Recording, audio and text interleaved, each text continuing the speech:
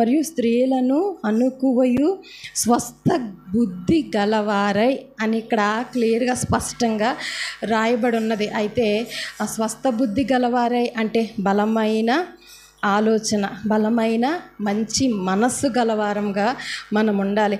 అయితే ఇందులో నుండి ఇద్దరు వ్యక్తులనే నేను మీకు చూపించి వాక్యాన్ని ముగిస్తాను.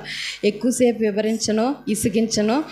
ఇద్దరు వ్యక్తులే. ఒకటి స్వస్థ బుద్ధి అంటే మంచి మనసు, ఆరోగ్యమైన బుద్ధి కలిగిన వారు. లేదు, ఇంకొకరు బలహీనమైన బుద్ధి అంటే బలహీనమైన బుద్ధి. అలా కలిగిన వారు ఎవరో వాక్య ధ్యానంలో నుంచి ఇద్దరిని మాత్రమే చూపించి వాక్యాన్ని ముగిస్తాను. దేవునికి స్తోత్రం. హల్లెలూయా. ఎస్తేరు గ్రంథము మనందరికీ తెలిసిన విషయాలే. నేను ఎక్కడి నుంచో నేను మీకు కొత్త మాటలు నేను తీసుకురాను. బైబిల్లో ఉన్న మనకి బాగా సుపరిచితం. మీరు ఎన్నోసార్లు విని ఉండొచ్చు ఈ వాక్యం. మరొక్కసారి ఈ మాటను తీసుకుని నేను వాక్యాన్ని చెప్తూ ఉండగా దేవుడు నాకు సహాయం చేయునుగాక. మొట్టమొదటిగా ఇందాక చెప్పాను కదమ్మా, స్వస్థ బుద్ధి అంటే మనం అనుకుందాం మంచి మనసు, తర్వాత ఆరోగ్యకరమైన బుద్ధి, మనసు. ఆ వ్యక్తి దగ్గరికి వెళ్ళే కంటే ముందర బలహీనంగా ఉన్న వ్యక్తి ఎవరు, ఆ స్వస్థ బుద్ధి లేని వారు ఎవరో ఒక ఆవిడని చూసుకుందాం. ఆవిడే ఎస్తేరు 1వ అధ్యాయం 11వ వచనం దగ్గర నుంచి. ఈ ఒక్క స్త్రీ ఉందమ్మా, ఈవిడి పేరు వస్తి. ఎవరమ్మా ఆవిడ? వస్తి. ఈవిడి పేరు వస్తి. ఈ వస్తి ఒక రాజుగారికి భార్య, ఆ కోటకి రాణి. నా మాట అర్థం చేసుకోండి. ఈ వస్తి రాజుగారికి భార్య. రాజుగారికి భార్య అయినప్పుడు రాణియే కదమ్మా, రాజుగారికి రాణియే కదా, అధికారము కలిగిన ఈవిడి పేరు వస్తి. అయితే దేవుడు ఈమెకు అందం ఇచ్చాడు, ఐశ్వర్యం ఇచ్చాడు, పేరునిచ్చాడు, ఘనతనిచ్చాడు, అన్నీ అనుగ్రహించారు. ఎవరికే? వస్తికి అన్నీ అనుగ్రహించారు. అన్నీ అనుగ్రహించినప్పుడు ఈమె ఎలా ఉండాలి? ఈమె చక్కగా రాజుకు తగినట్లుగా, రాణి అనే బాధ్యతకు తగినట్లుగా ఈమె నడుచుకోవాలి.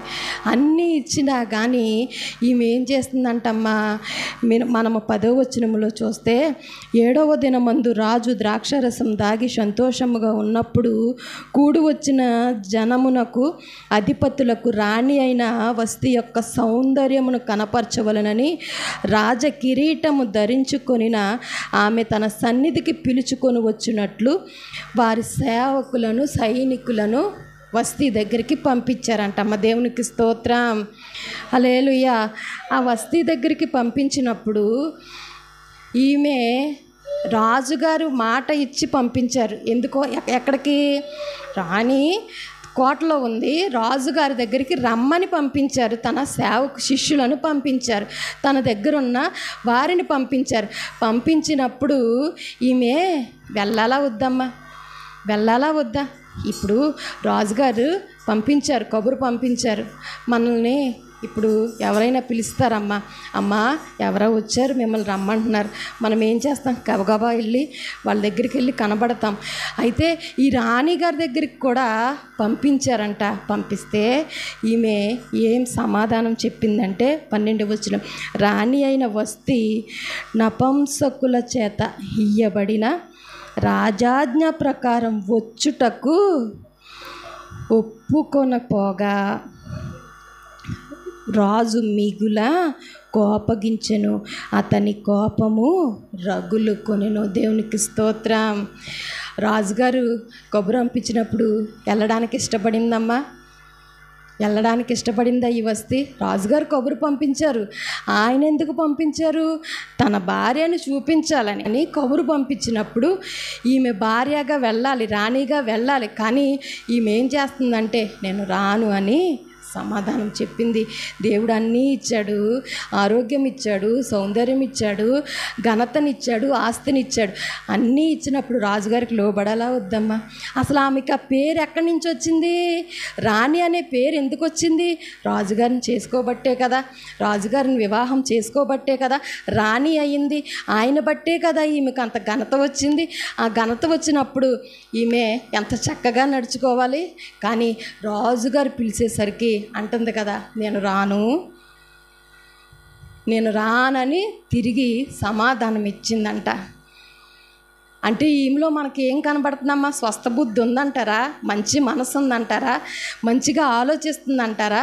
దేవుడిచ్చాడు, అన్నీ ఇచ్చాడు. కానీ ఈమెలో మనకి ఏం కనబడుతుందమ్మా?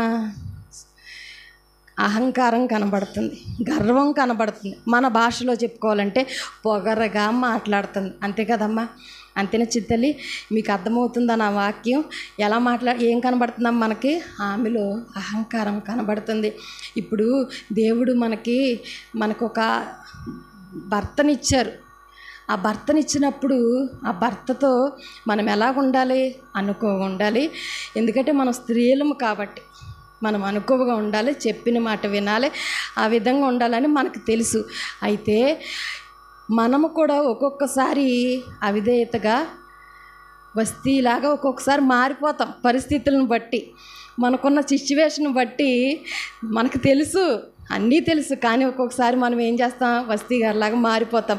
కానీ అలాగైతే మనకి ఈ దేవుడు ఈ విధముగా ఉంటే ఇష్టపడ్డా. ఎందుకంటే వస్తీని రాజు ఏం చేశాడు? ఎప్పుడైతే రానని చెప్పిందో వెంటనే ఆమె మీద కోపం రగులుకుని తన కోటలో నుండి బయటికి పంపించేశాడు.